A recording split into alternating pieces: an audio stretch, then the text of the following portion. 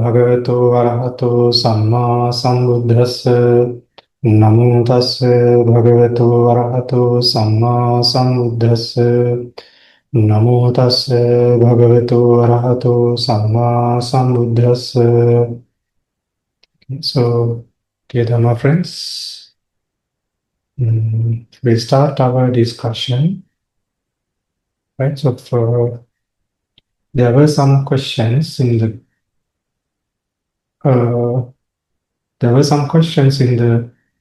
Google Classroom.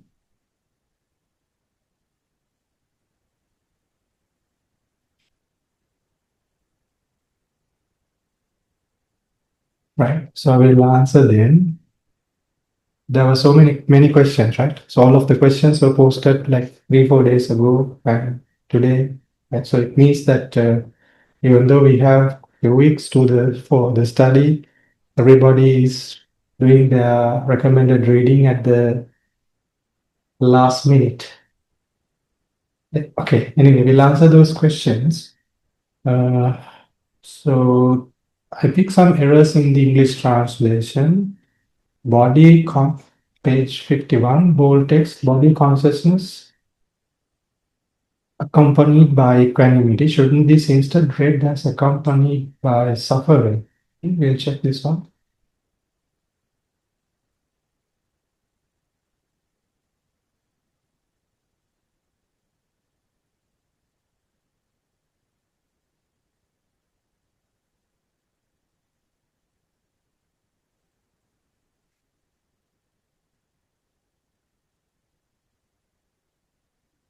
Yes, this should be corrected like this, right? So those are the 7 unwholesome resultant consciousnesses, right? So it should be corrected as suffering, body consciousness accompanied by suffering. Next question is page 53, investigating consciousness accompanied by pleasure.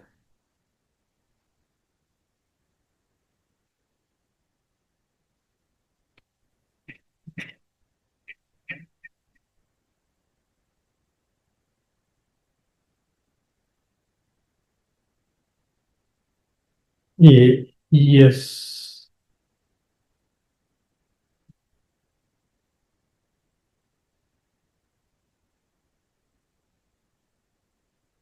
53, right?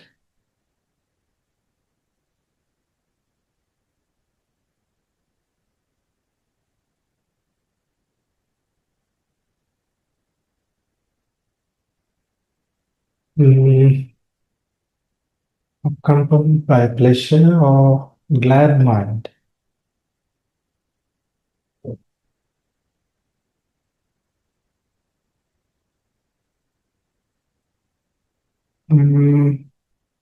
What is, I mean, I don't get the question. Both words are same, right? Accompanied by pleasure and connected with glad mind is pretty much the same.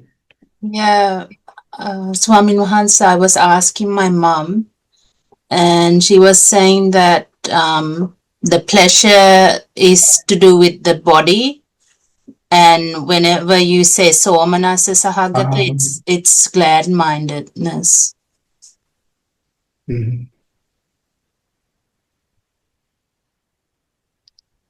Yes, your mother is correct. I think it should be referred like that. Yeah. And let's see the wholesome consciousness. I have to look at those terms, how they are translated. Yes. In that way, it's correct. It should be glad-minded. Yeah. Right? So if it is a consciousness associated with the bodily feeling, Yeah. so it's used as pleasure. And the other way, if it is directly related to the mind, though, it should be stated as associated with a glad mind. It's correct. Yeah. Yeah. Sometimes in Abhidhamma, in some of the classifications, not at this level, sometimes the term sukha The term sukha or the pleasure, it's used for the consciousnesses related to the mind or directly to sometimes, not always. That Okay. classification is there in the Dhamma Sangani. Okay.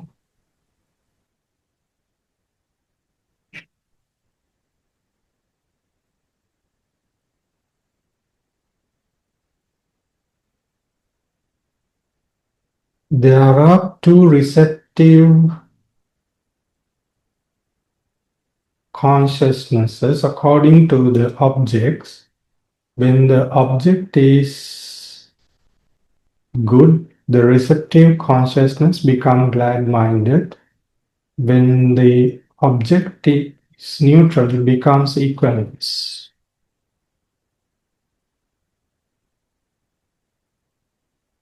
What is the question here? Yes, here also it should be receptive. Yes, Swami Mahansa, I thought that this paragraph was talking about the bold texts above, like the consciousness, and there are two investigative consciousness rather than two receptive, as we saw on page 53. So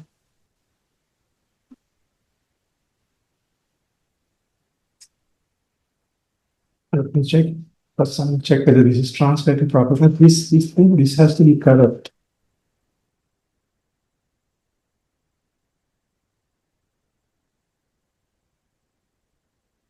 Oh no, it is receptive. There are two receptive consciousnesses according to the object. Yeah, it should be the Santirana Cittas, which means that it should be investigative consciousnesses. Yes, it's correct.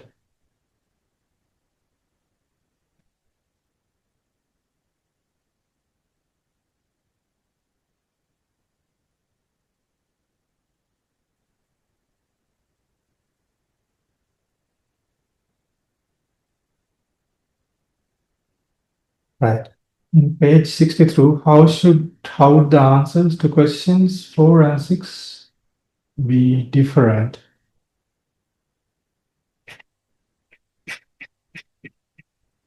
63.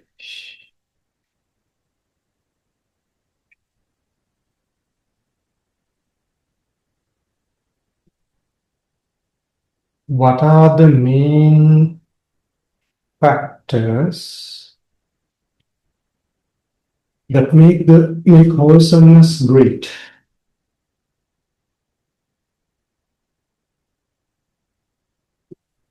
So this chapter is on the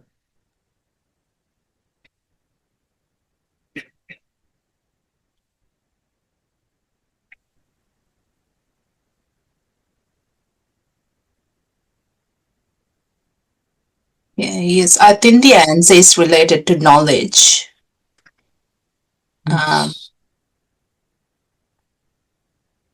But then again, like, how is the strength of a wholesome action measured? Isn't that knowledge as well?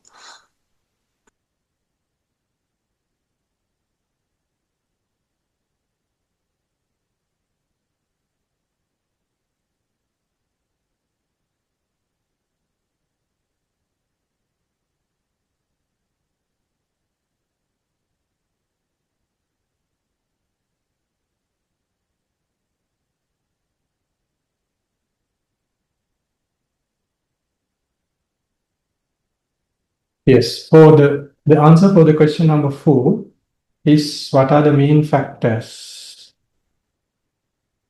Should be the main reason for the wholesomeness to be great and powerful is it being accompanied by knowledge. So that's the reason, the main reason. And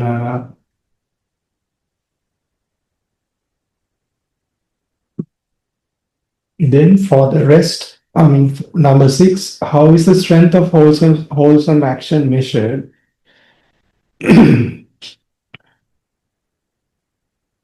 The wholesomeness, Is it because of volition, Swami Mahansa? yes, the volition is one reason.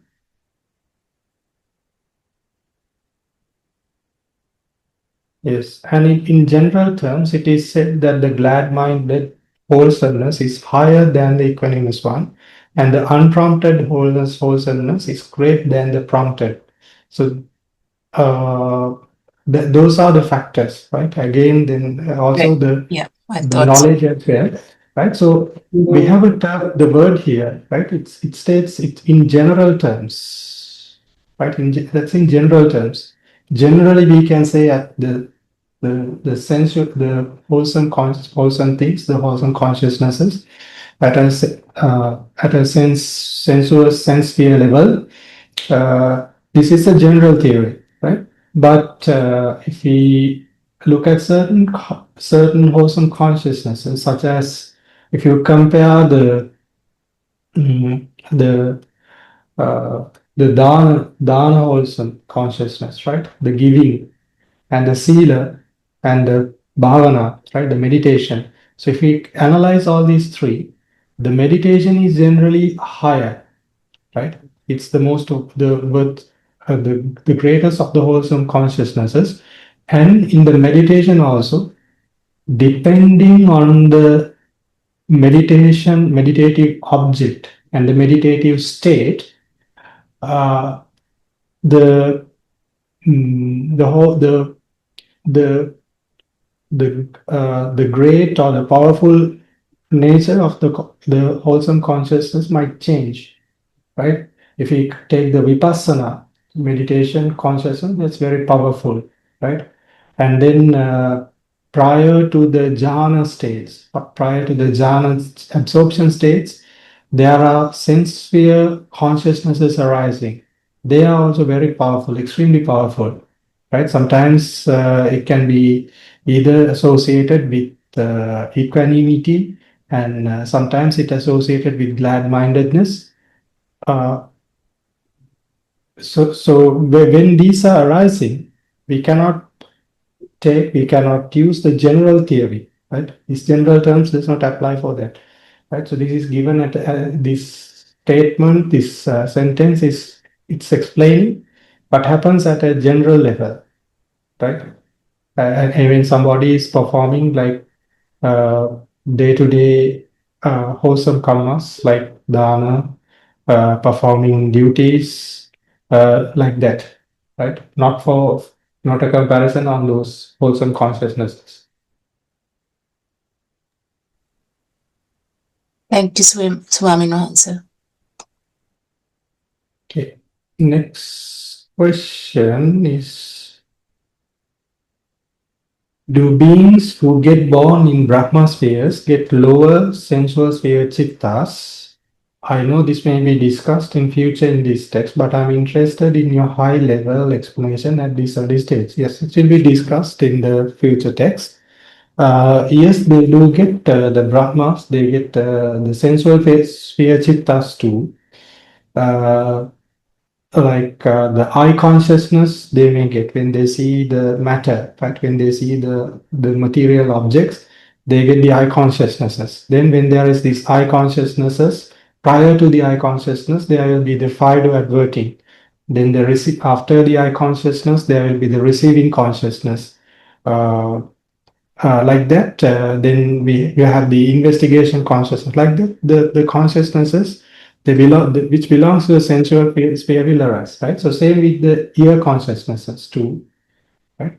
That consciousnesses will arise, but some of the consciousnesses will not arise, right? So the Brahmas they do not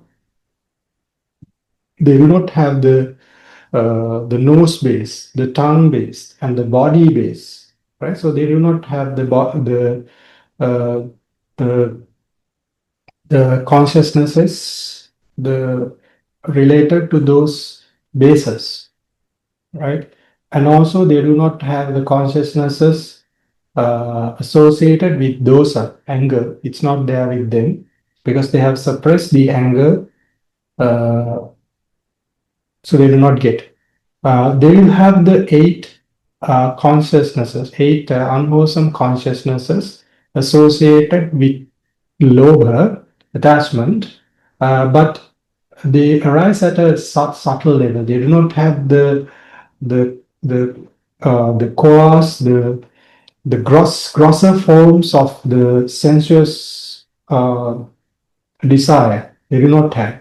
Right? So they will have certain attachments. Those attachments will be based on their self. It's their self, right? They will take the object as themselves. So it will not take the objects as the like what happens in the sensual sphere, like us, right? So it's they arise in very subtle form, and they will have an attachment on the existence on that Brahma realm, like that, right? Okay. Thank you. Yes. Any questions from other students too? They can ask, right, at any moment. At any point, they can ask the questions, right? They can raise the hand and answer the questions.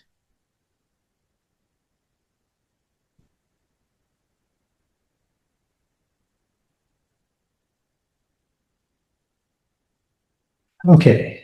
Now we will go to the other questions.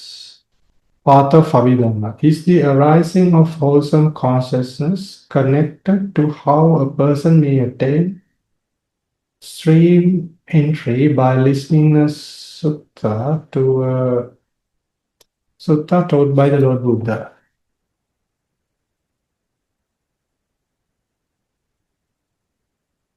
Can you clarify this? I think these questions are from Taroshi, right?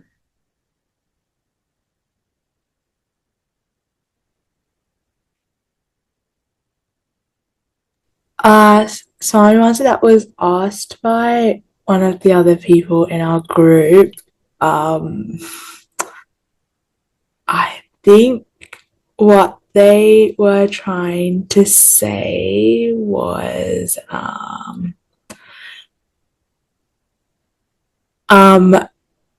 like when I guess like a lay follower or like a non-follower during the time of the Buddha listens to a sermon or something like some kind of information from the Buddha, in order for them to kind of gain stream entry, like do they have to is that like at that point do they have like wholesome consciousness arising in them? I think that's what they were trying to ask. Yes, yes. The wholesome consciousnesses arise with them. So it starts with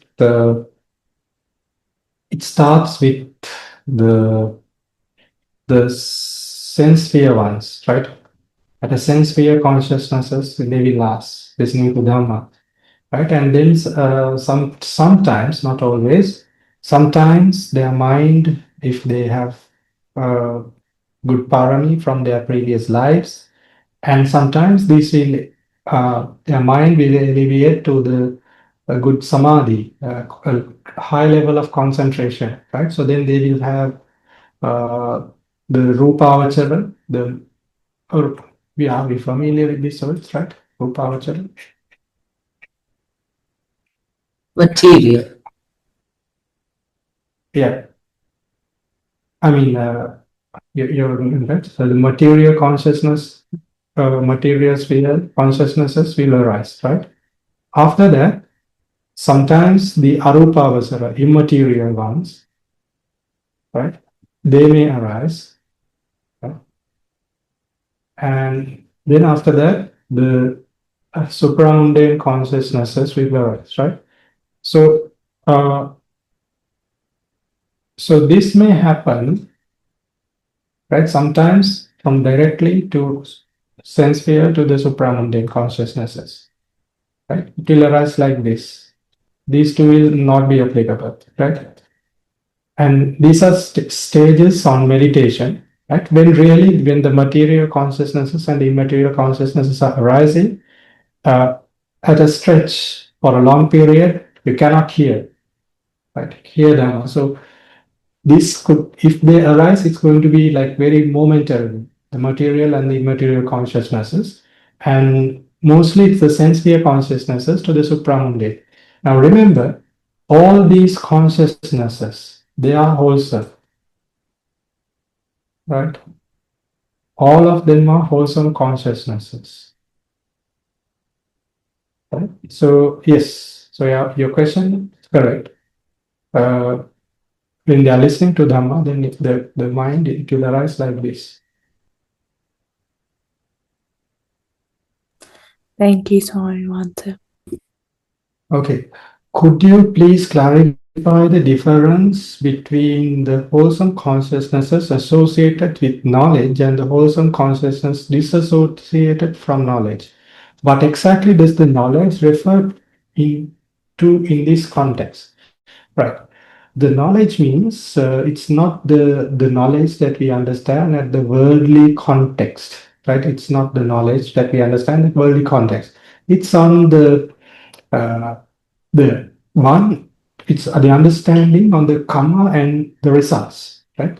Say, for example, somebody might do a karma at something, knowing having the knowledge on a karma and the results, right?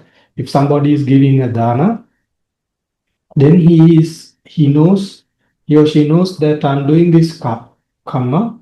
By doing this karma, I'm going to have merits. I'm going to gain some merits, and these merits will result in a good. It's going to give good results in the future. That type of a consciousness is associated with knowledge.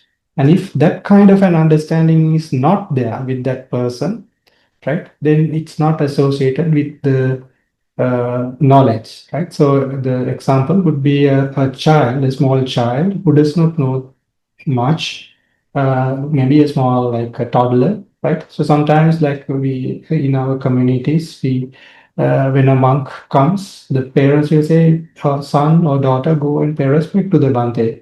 And then the child sometimes go and pay respect. So when that child, the toddler, do that kind of a thing, then the child will have some merit, a wholesome consciousnesses will arise. But uh, child does not know that it's a merit, right? So then it's not associated with knowledge, right? It's a very simple and a very easy example to understand. But not only that idea on the wholesome karma and the resultant is the driver for the consciousnesses associated with knowledge. Things such as the ideas, things that now we are also kind of we are accumulating. We are also having consciousnesses associated with knowledge, especially with the Dhamma, right? Because we are listening to the Dhamma, we are talking Dhamma, we are discussing, we are reflecting. Those consciousnesses are associated with knowledge, right? So the meditation consciousnesses, they are also associated with knowledge in general. So things like that apply. How much knowledge does a person need to have for a glad-minded, wholesome consciousness associated with knowledge to arise? Yeah, I think the level of knowledge I explained. So sometimes it arises with glad-minded, sometimes it's associated with equanimity, right? So I would say the knowledge is not the driver for the glad-mindedness or the equanimity of a consciousness, right? It becomes a fact. It becomes a fact for the glad-mindedness or the equanimity, but it's not the main reason, right? Now we will compare two situations, right? So one is like, now assume that you are having a body discomfort at this moment because of some illness, right?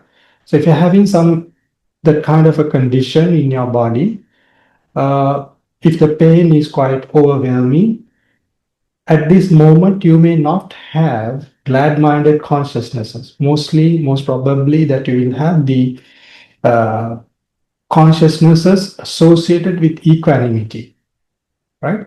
But still, those consciousnesses are knowledge. So that point, the uh, driver was uh, the bodily comfort or discomfort, right? So sometimes when we go to the pagoda and when we have a lot of saddha, right? So the mind, by looking at the the shrine and the pagoda, then our mind, because those objects drives the saddha in our mind, the faith in our mind, then the mind will automatically turn into glad-minded, right? But sometimes, right, for if you go in time, sometimes in a during uh, during the daytime, right, in a hot, in the midday, when the sun is beating down, then it's difficult to have a glad-minded consciousness because always it's the bodily from the body does not have much support, right? I'm not saying they are not going to have it, right? But highly likely the tendency is like that. But even if that point, even if somebody is going to the pagoda in the midday, with the understanding, like they go to the pagoda with reflecting the qualities of the Buddha, reflecting on the wholesome karma that he or she will be doing, then the mind will become glad-mindedness, thinking, right? So sometimes when the reflection is extremely deep, then it may turn into equanimity sometimes, right? So there are many factors driving for the glad-mindedness and the knowledge, right?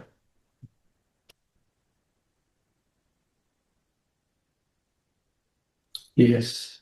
Thank you, Swami Mansa. Okay. Next one is, can people who are not Buddhists also experience wholesome consciousness associated with knowledge? Yes. As long as they have the idea, they have uh, if they accept the karma and the results, right? For them, it's easy to have the consciousnesses associated with knowledge.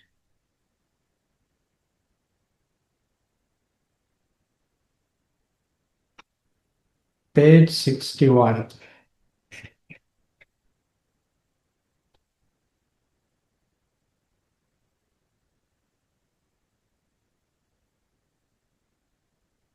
What exactly is volition and what role does it play in consciousness and wholesome actions? Okay, volition is a mental factor, right? We understand that we can understand lobha, we can understand the greed arising in our mind, we can understand the pleasure or the displeasure arising in our mind. We can understand the dosa, the anger arising in our mind. Like that, volition is another mental factor, right? Or can say the volition, we can translate it to as to intention, right? That is also a term that we can translate into English, but I think the volition is much better. And it is the intention, it is the factor which drives the mind to a certain action, right? So now I have this pen here, right? So I have the volition to lift off my hand and then to move the pen like this. So this is done through volition, right? Because I have the intention to do so, right? Then it's volition, right? It's done through volition. And when this volition is arising, it uh, it drives the mind, it drives the body, and it drives the verbal actions to perform a certain thing.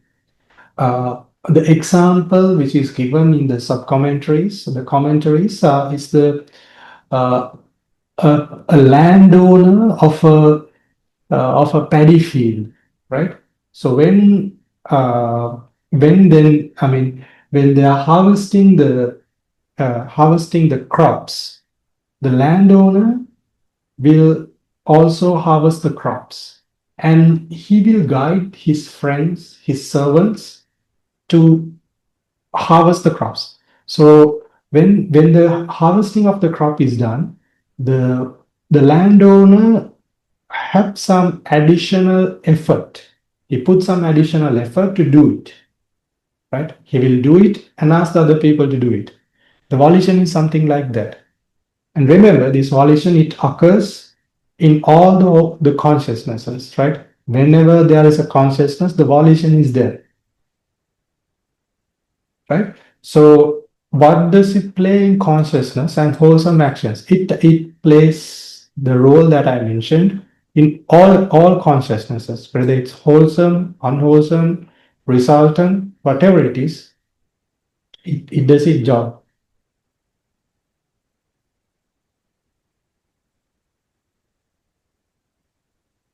Next one is, what are the 24 beautiful consciousnesses? Are these wholesome resultant consciousness with roots, or do they refer to a broader category? Okay, 24 beautiful. Let's check what's there on the page 61. So I'm answer for this. I think we only got like 16 or like, yeah, I think it was 16 or 8 that were like broken down into 16 wholesome consciousnesses that were talked about in this chapter. But at the start of this book, when it was categorizing all the consciousnesses, it said that there were 24 beautiful, like, wholesome consciousnesses. So we were just a bit confused where, like, the other 8. I think that is wrong. Wrong in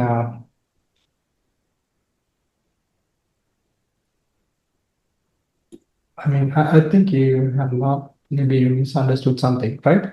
So from the 89 consciousnesses, from the 89, Well, how it was categorized at the start was there are 54 Sensuous-Sphere consciousnesses, of which there are 12 unwholesome, 18 consciousnesses without root, and then 24 beautiful or wholesome consciousnesses. Yes. Yeah. Okay. So if your categorization is based on the sense sphere, there are sense sphere, so it's broken down into what? Right? So there are 12 unwholesome,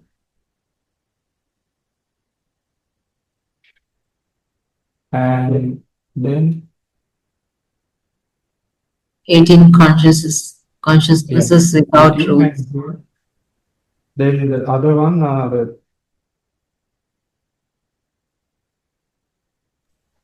beautiful consciousnesses. It's 24, right? So that is up to 54. And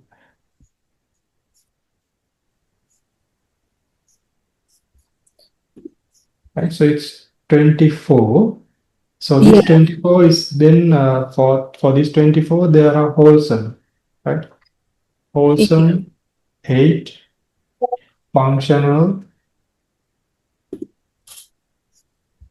8, and resultant. Resultant means that it should be the wholesome resultant.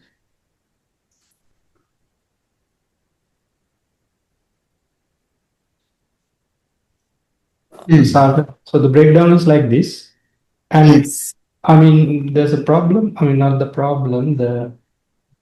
It says 24 beautiful consciousnesses, right? It's correct. It's really the question should be the 24 sense-sphere beautiful consciousnesses, right? Because these two, right? The unwholesome and the rootless, there are 30 consciousnesses, right? Here there are 30 consciousnesses.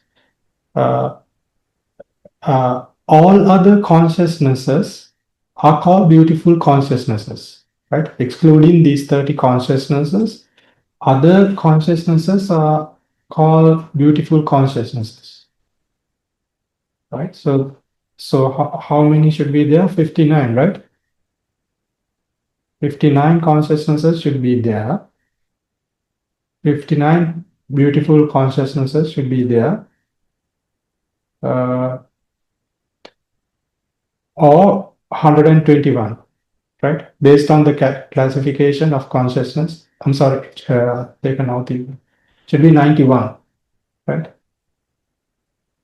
Total number of beautiful consciousnesses should be like that, right? Okay, are these, okay, back to the main question. Are these the wholesome resultant consciousness with roots, or do they refer to a broader category? I think you already have the answer there, right? Yes, Simon. So The wholesome resultants are here, yes. right? The wholesome and the functional also fall into these 24 beautiful consciousnesses in the sense-sphere realm.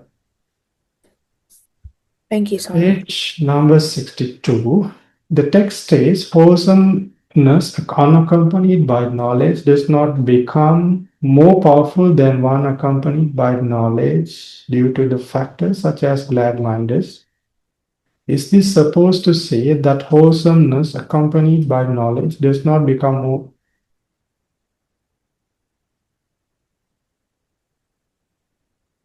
Or is there an error in the wording?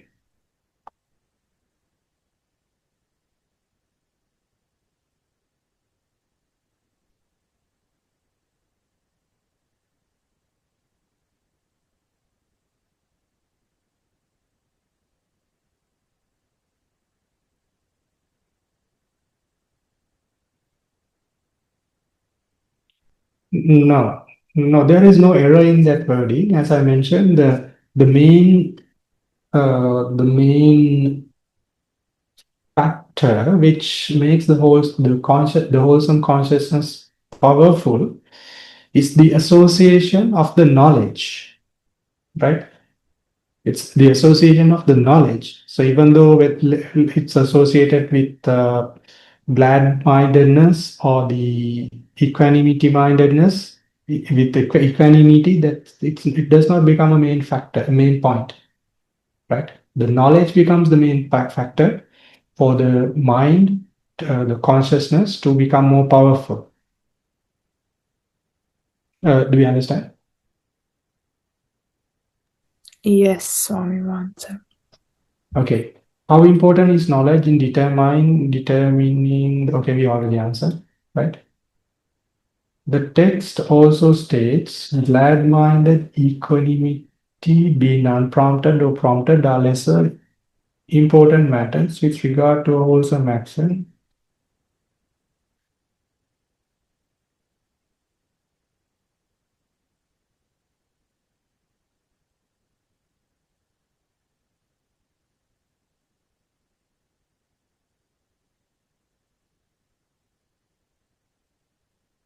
So this is, let's go to the, cancel the PDF, right?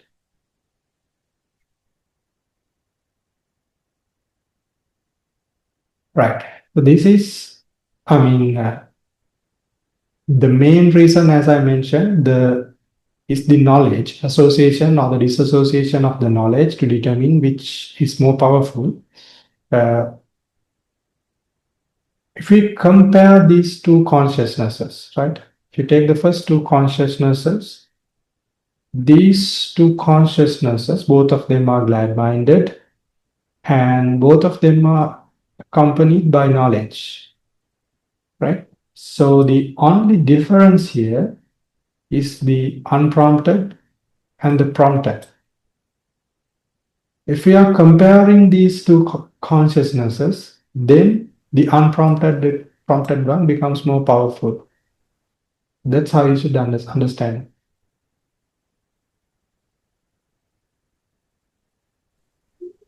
Since it comes within you. without any prompting. That's why it's so powerful, right? So I'm not unprompted.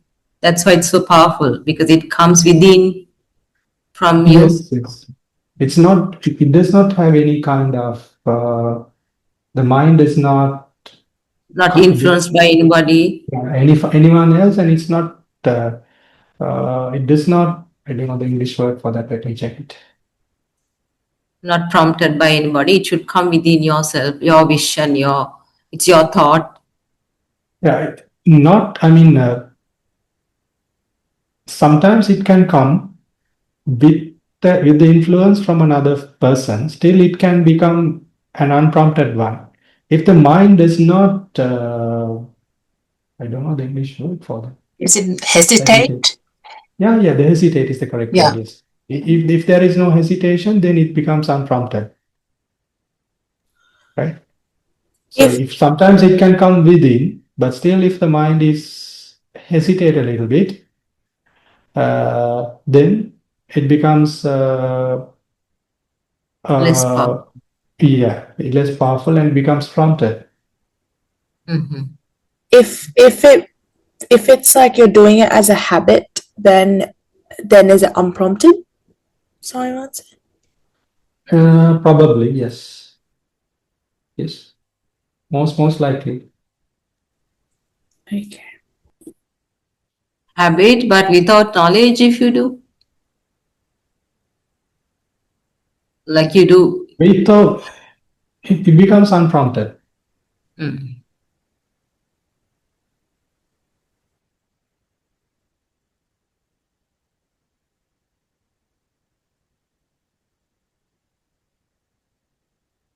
Yeah, hesitate and it's a drawback like that. Swami Mahansa, I was discussing this with my mom, and she mentioned that unprompted is more like instantaneous, like without hesitation, you do something, and that's the true unpromptedness. Yes, correct.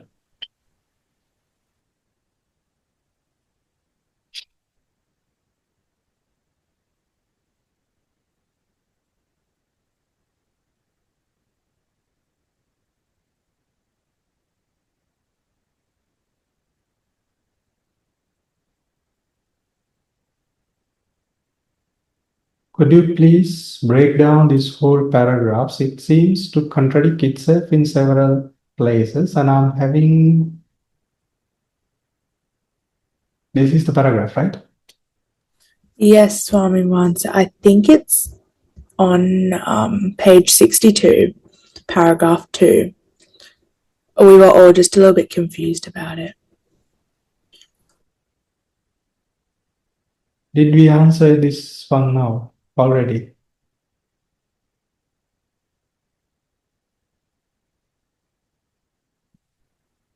Yes, Swami Mansa, you did.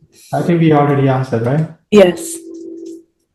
In prompted consciousness, what factors can cause the consciousnesses to be prompted? For example, can doubt, restlessness, hesitation, sloth, and torpor contribute to it being prompted? Yes, those kind of thing can happen.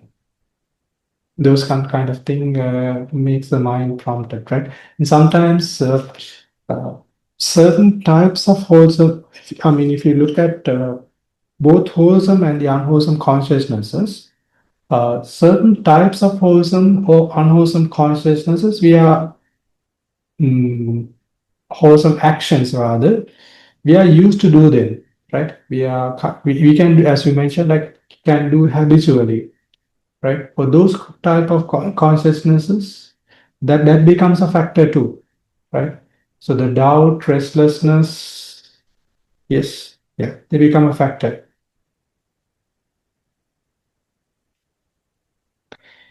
Is another name for a wholesome action of the sensuous-sphere a meritorious action?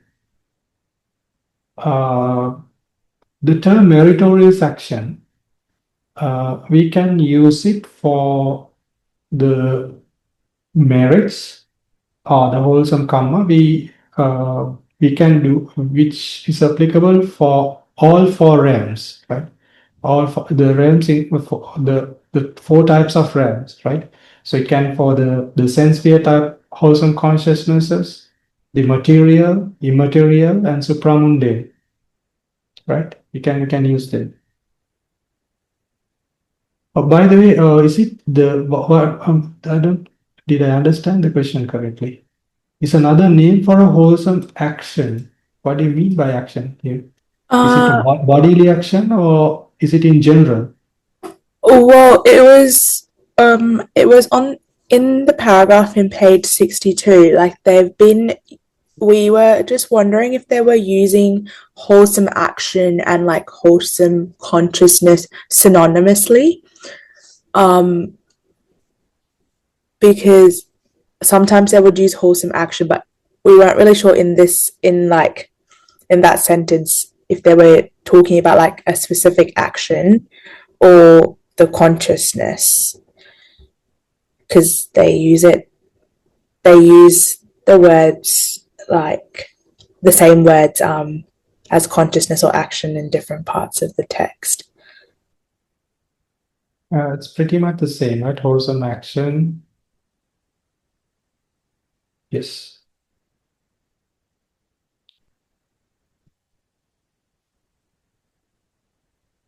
It's same. It's same. I mean, in the general usage, what we can understand easily, I mean, what we comprehend in daily usage is the wholesome action, right? We do a good kusala karma, wholesome karma, like that, right? So, what is wholesome karma? Then we have to look at the ultimate realities which are presented, which are given in Abhidhamma, right? So those are the wholesome consciousnesses and the associated mental factors. Swami Mansit, one of the questions on page 63 asks like, what's another name for the wholesome action of the Sensuous-Sphere? I think that's what we're also a bit confused about. Like, how would you answer that question?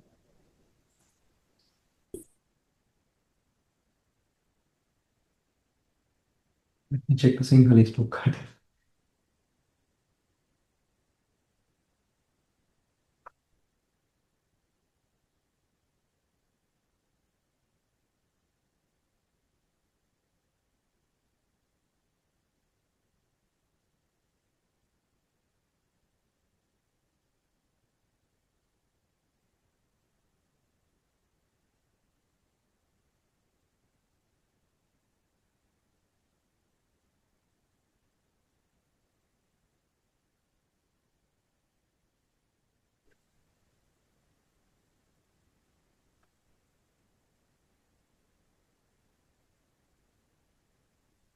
Okay, I understand.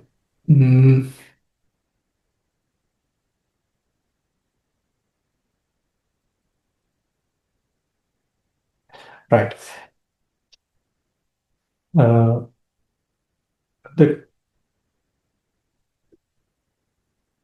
Is the term great wholesomeness? Is the word great wholesomeness? No.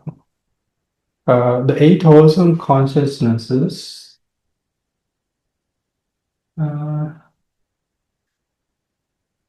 Yes, I put the answer down as great wholesomeness for that. Mahagata. Yeah, great wholesome consciousness. Yes, that's the term, yeah. Great wholesomeness. Yeah, it's another term from that. That's what is the what's yeah.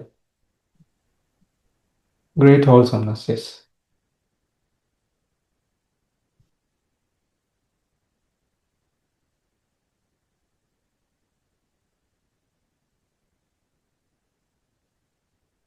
Okay, this one we answered already.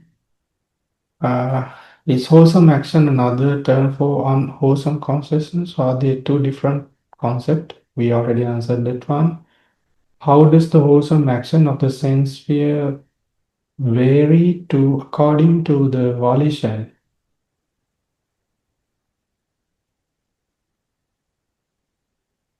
It is depending on the, what do you mean by wholesome action? Is it, are you referring to the different types of wholesome karmas or here?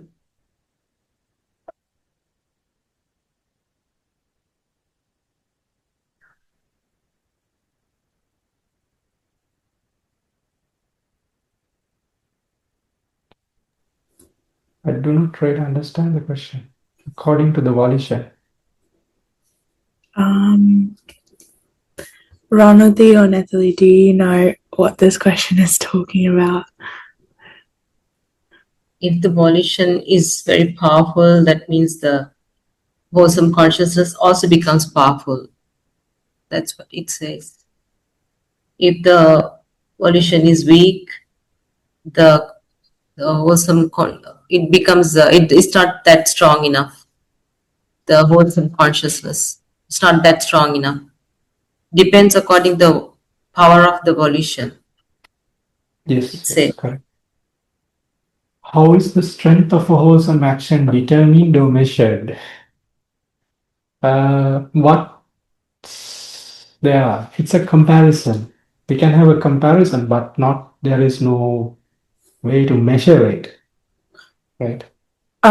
Swami answered these two questions were the questions, like the reflection questions of that section on page 63. Yeah. Okay. Rebirth that resultant consciousnesses. Could you please break down and explain this? After the death of the person who performed a wholesome action of the Sensuous-Sphere, a resultant consciousness belonging to the generation of... It's page 65, Swami wants paragraph 2. become as a result.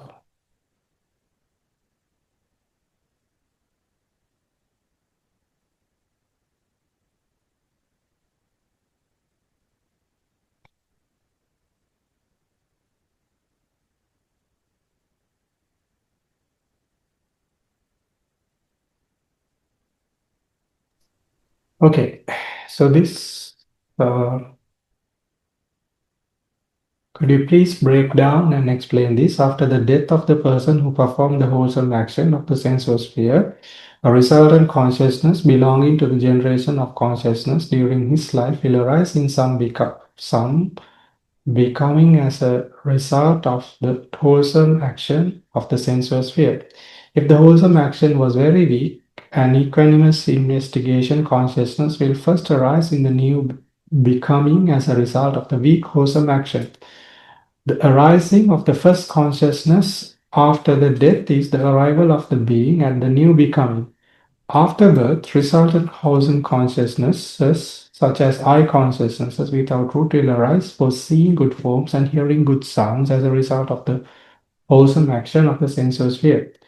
Does the consciousness that arises immediately before death have a stronger influence on next birth, or the next, or is the next birth primarily determined by the resultant consciousness arising from wholesome or unwholesome action performed during lifetime?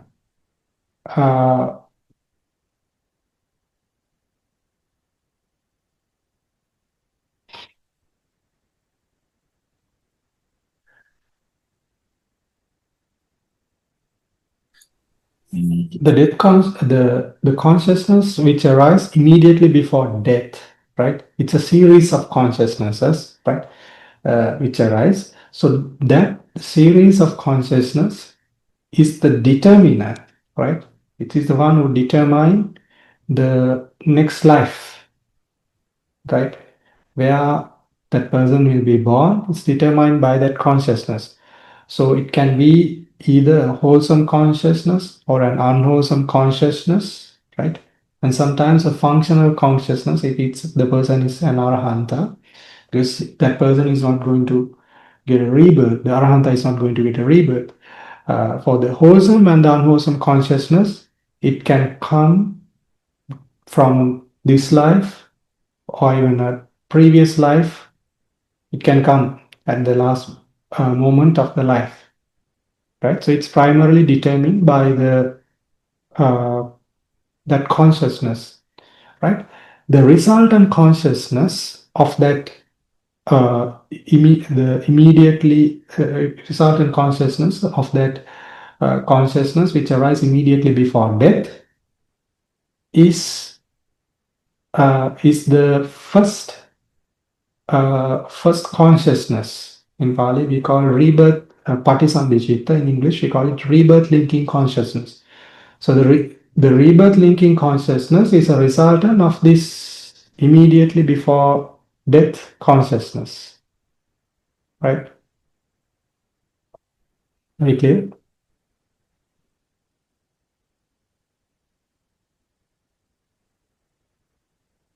Samansa, could you please re-explain that again? Let me find, there were some slides I prepared for the Vietnamese Dhamma class.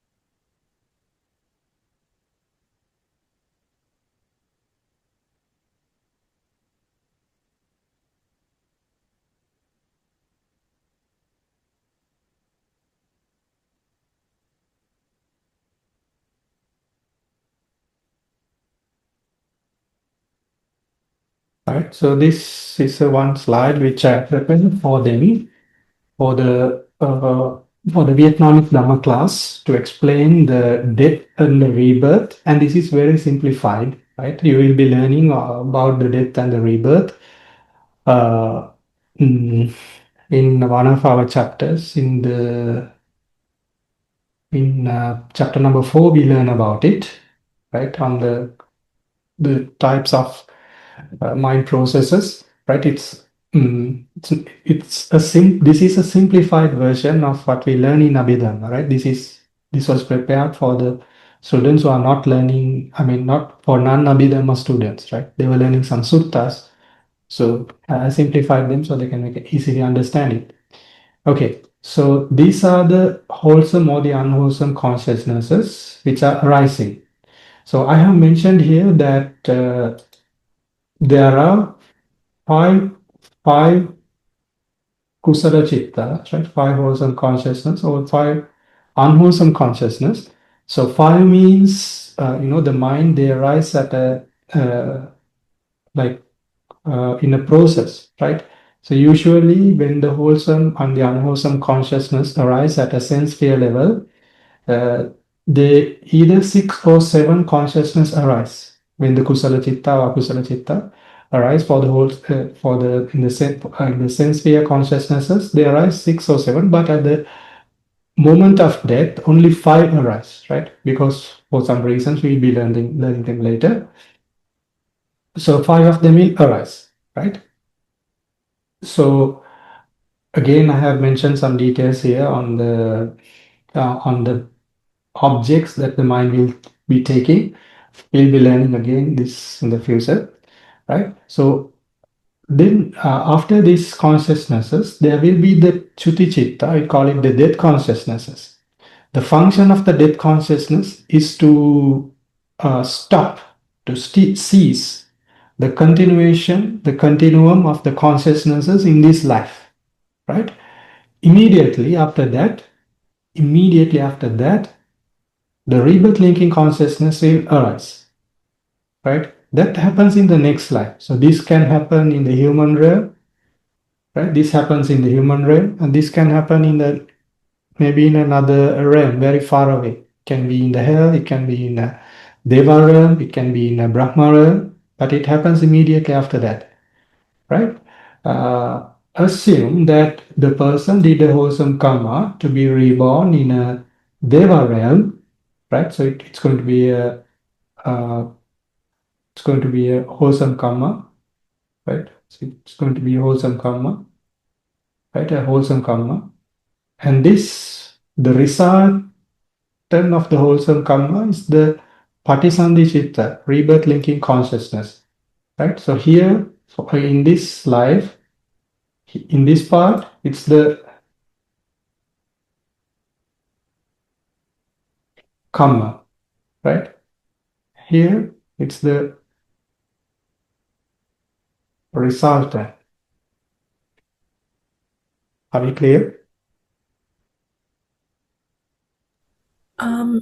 Swami Man, say for like an example, what we were wondering is like if we take like King Ashoka, so like with all like the good things that he did like towards the end of his life, just before like in his deathbed, he got like angry at like the person that was fanning him, and as a resultant of that, like he was born like in the animal world or something like that. So like how does that work? Because we like in this paragraph as well, it says that like your next life or like the first consciousness of your next life is a resultant of the wholesome consciousness or the wholesome consciousnesses and like things that you did in like the past life. But like how did that work in that case for in that example?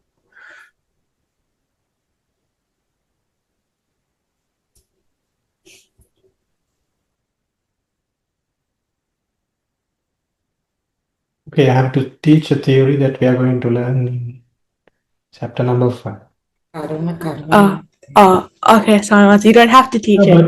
No, it's okay. We will teach it. I know that everybody will have that curiosity. What happened here? I can simplify it and teach it now.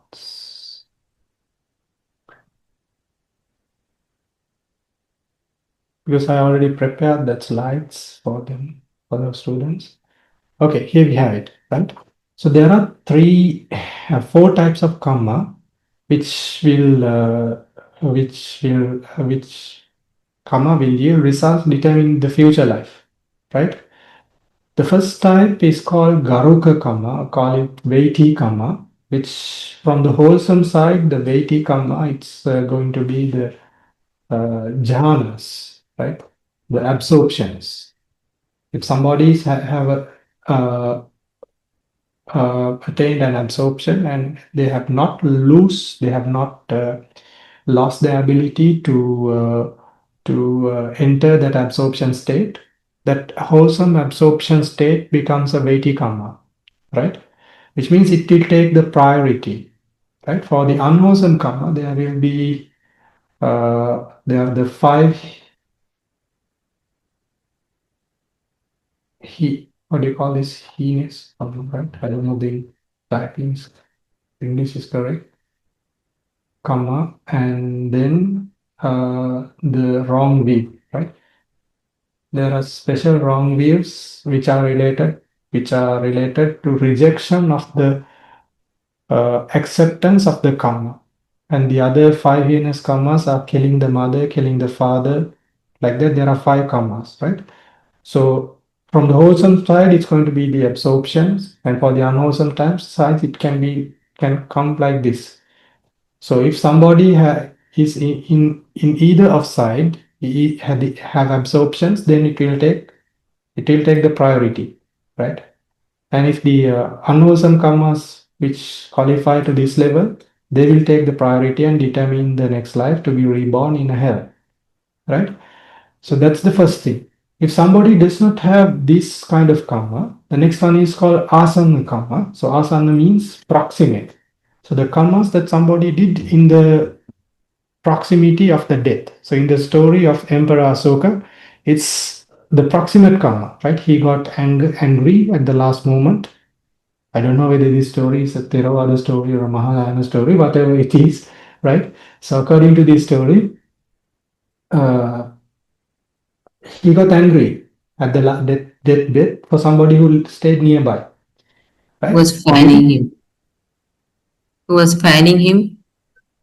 Yes, think yes, I think it was like that. Yeah, yes. So it becomes a proximate karma, and that determined his rebirth for the next life.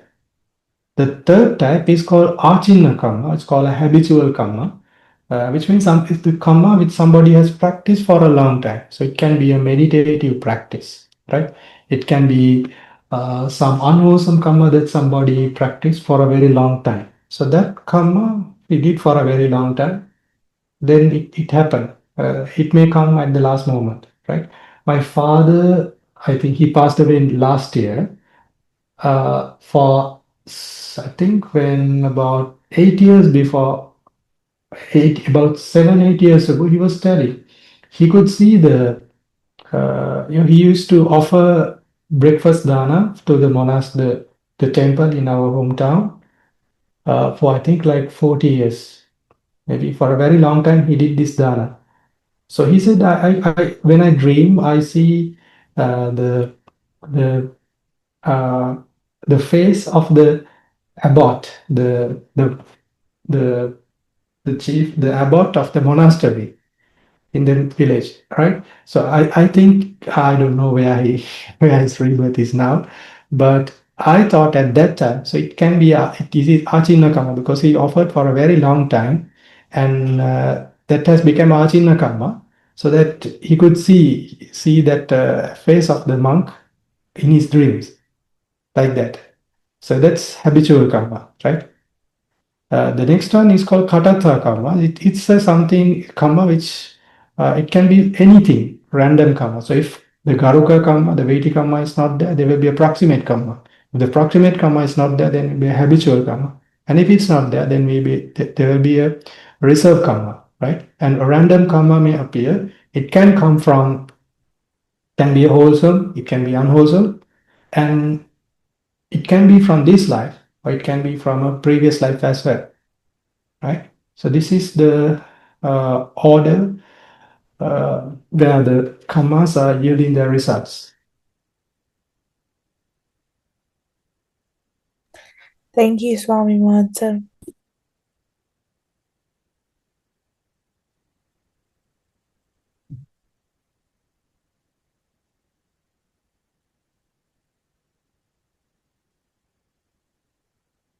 Okay, I think we answered this question too, right? Yes, Swami Martin.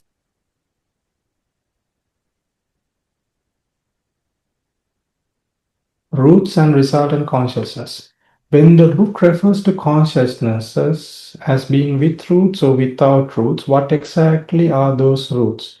Okay, there are six roots, 3 from the wholesome side, 3 from the unwholesome side.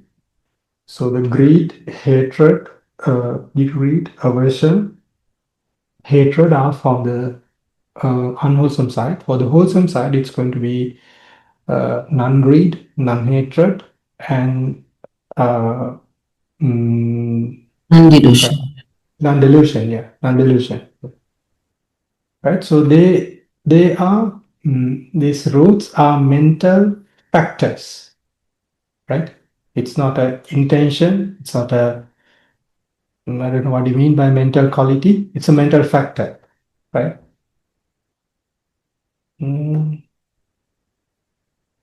Of the 55 consciousness, which consciousness is associated with well-being, which is okay. Do this exercise yourself. Now, if you have mapped it, if you have mapped this, We tried to find it on like the mind map we made. We weren't really sure which ones were suffering and which ones are well-being. from the 54, right? Yeah. It's very simple. You have now we have the 54 consciousnesses here. So it's quite simple. Simple means because you have already written here, right? You have written the glad-minded, then you have the equanimous-minded.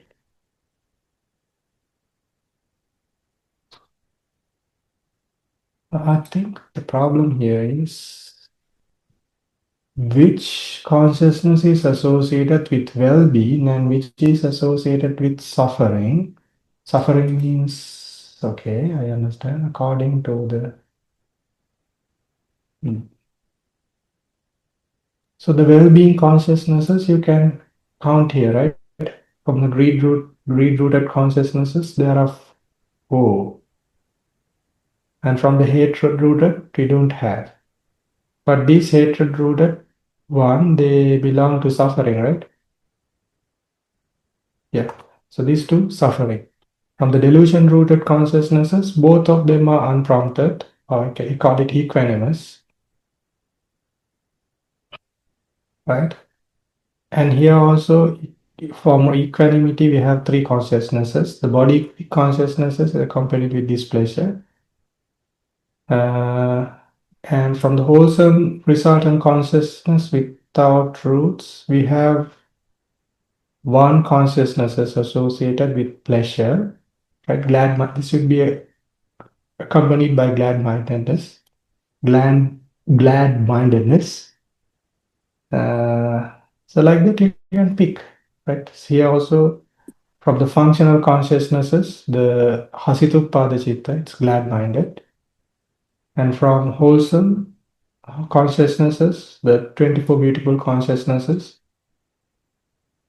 4 glad-minded, 4 functional, 1, 2, 3, 4. Okay, yes, 4. And then we have 4 from here. Like that you can pick.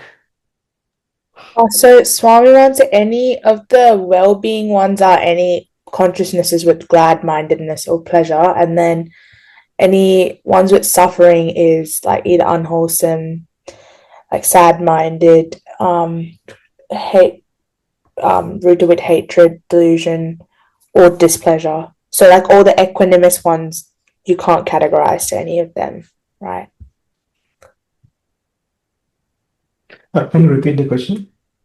So like out of all the consciousnesses, like the 54 consciousnesses, any of the equanimous ones you can't categorize to associated with suffering or associated with well-being, right? No. Okay. No, all the consciousnesses, they are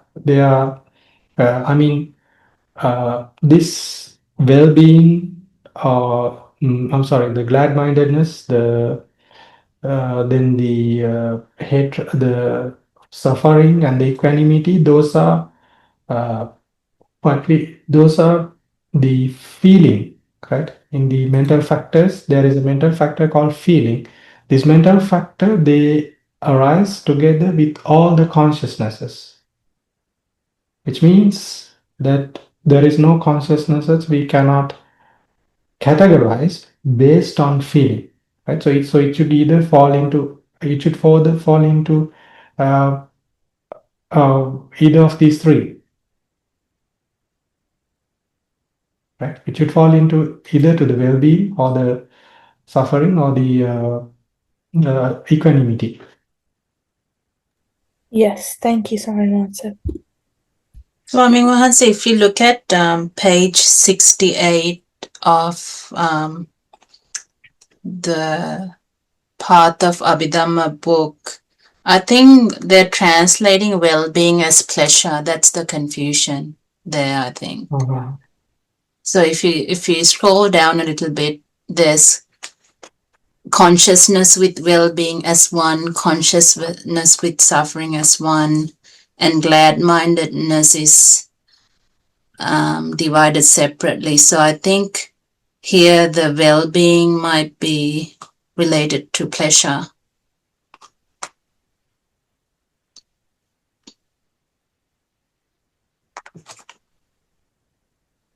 Yes. Well-being should be pleasure. Yeah. Correct. Yes, I think that's where the confusion is, right? So there should be consciousness with pleasure. Yes.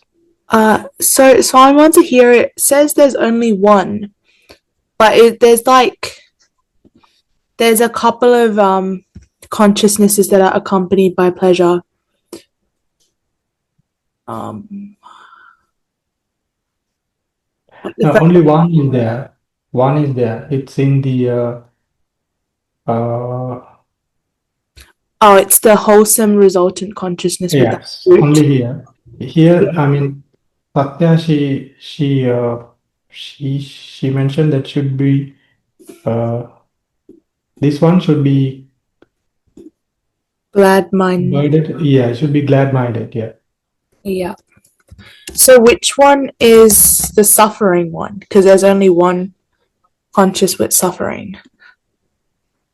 It's in the unwholesome resultant consciousness. Of the We body. find it here. Yeah. Body consciousness accompanied by displeasure. Oh, by displeasure. Okay. Yeah.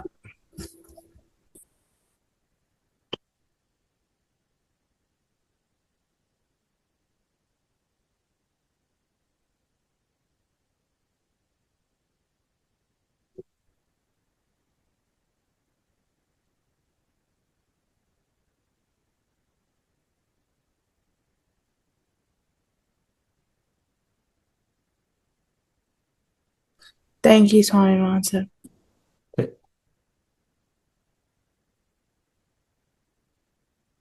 Do wholesome actions of the sensual sphere produce only 8 resultant consciousness of the sensual?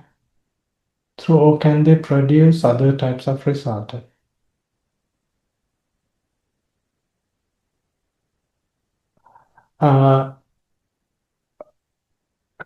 If you look at your mind map, right? If you look at the mind map, so you're asking about this in the 24 beautiful consciousnesses. There are 8 resultant consciousnesses, right?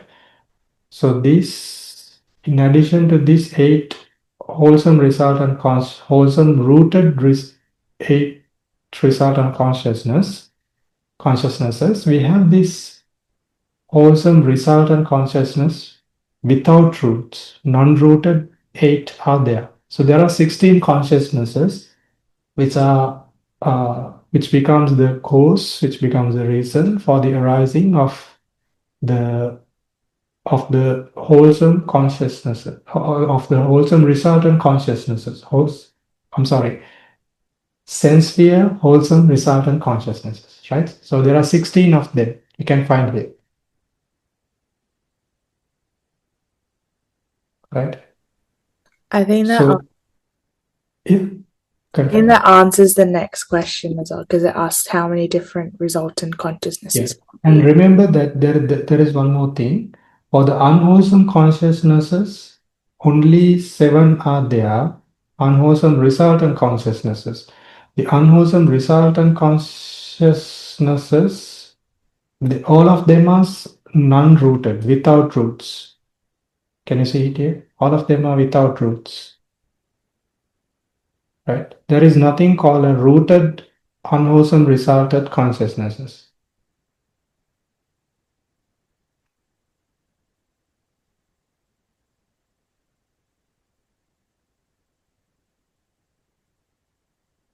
Why is that, Swami Mansa? Because like for example, like there's wholesome, so there's unwholesome consciousnesses, like the hatred, delusion, and greed rooted, and won't they also have, like, shouldn't they technically have resultant consciousnesses similar to like the wholesome consciousnesses? I don't remember the reason. I will find it. Okay, thank you. I can't remember it. I read it somewhere, but I can't remember it now.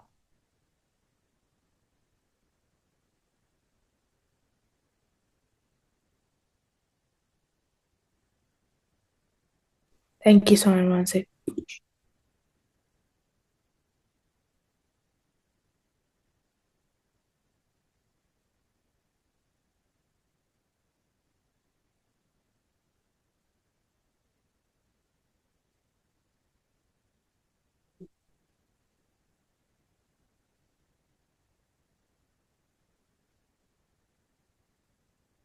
What is the difference between actions of the sense sphere with truths and wholesome actions with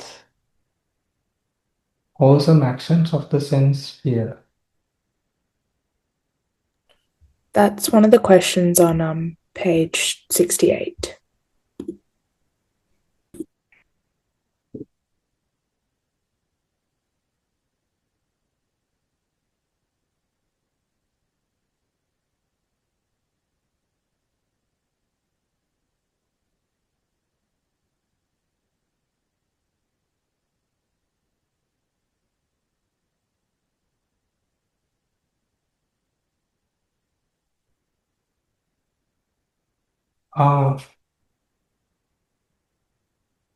I think the problem here is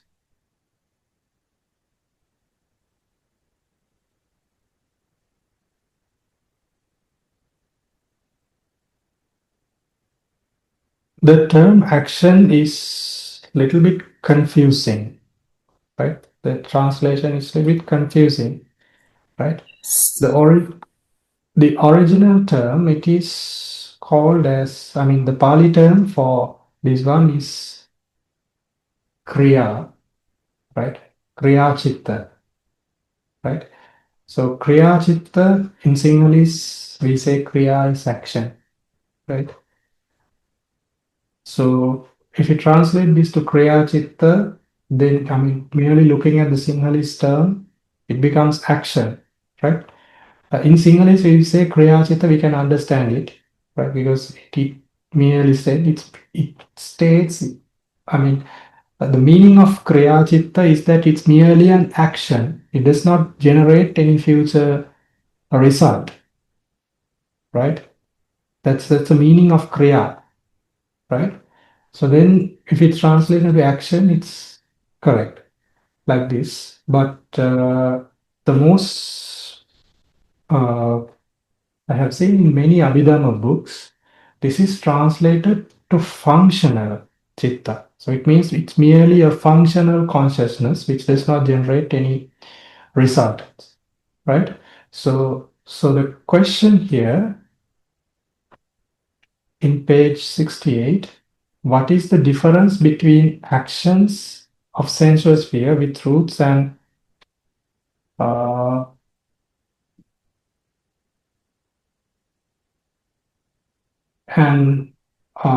and rooted and Sensuous-Sphere, right? So it asks the difference between the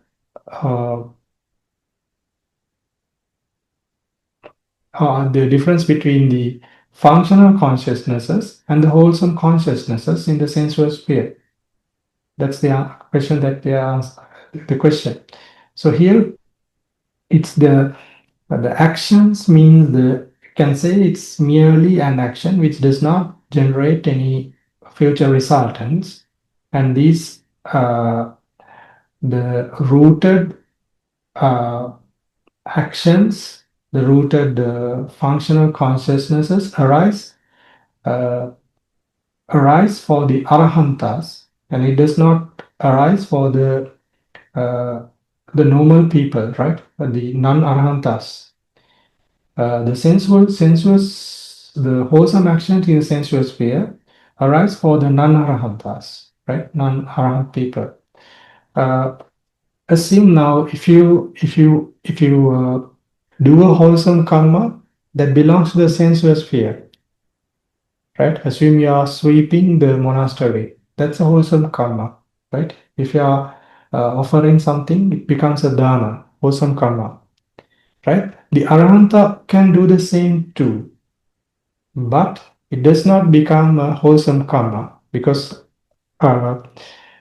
he has eradicated all the defilements, right? So the main factor, the main reason for a karma to become a wholesome karma or an unwholesome karma is the is whether wholesome karma. I'm sorry, the main factor which determines a wholesome karma or unwholesome or to be a uh, to be a result to be a functional chitta is whether that person is has become an arahant, has eradicated all defilements. Right? So that's the basis for that.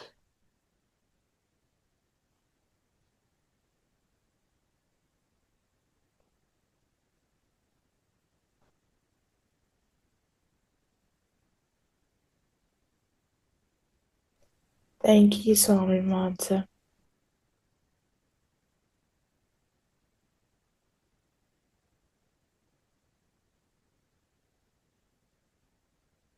We have so many questions.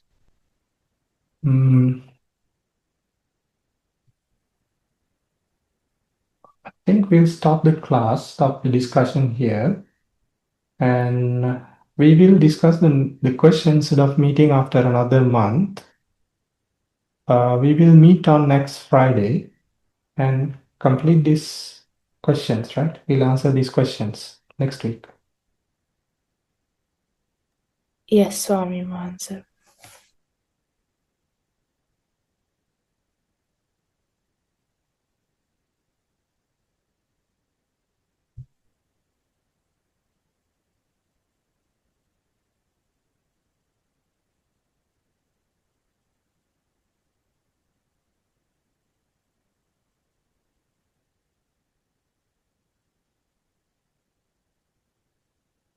So we will share the merits which we accumulated by learning, teaching, discussing this Abhidhamma, and maybe we'll share the merits with the deities and also with the deceased relatives of ancestors, and also we'll make a wish that we attain Nibbana from this karma.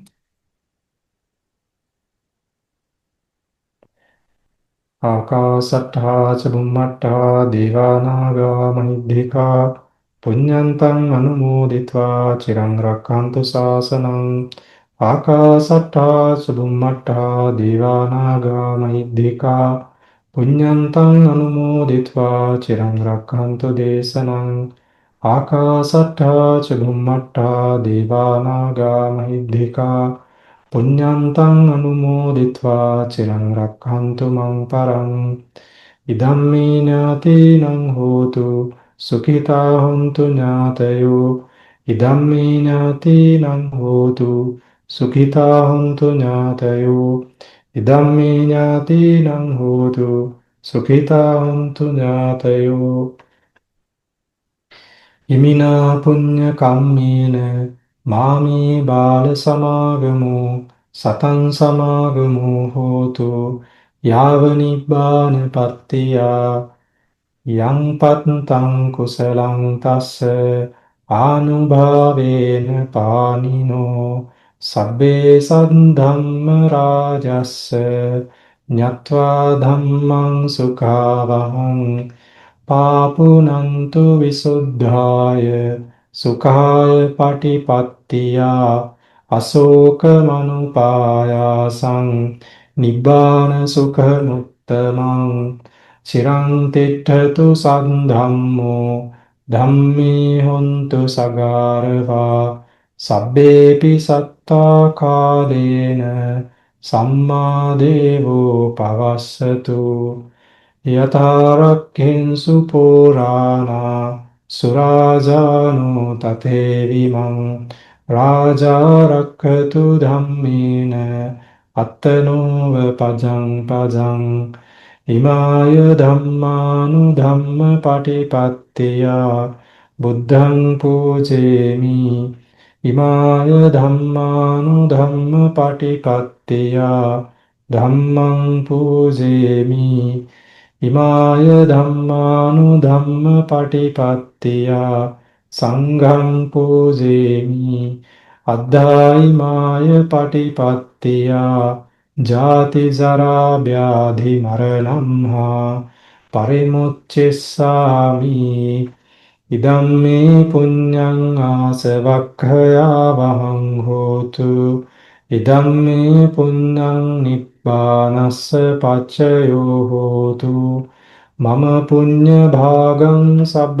සත්තානං භාජේමි තේ සම්බේ මේ සමං පුඤ්ඤ භාගං ලබන්තු Buddha Sasanang Chirang Tithatu Buddha Sasanang Chirang Tithatu Buddha Sasanang Chirang Tithatu Sadhu Sadhu Sadhu.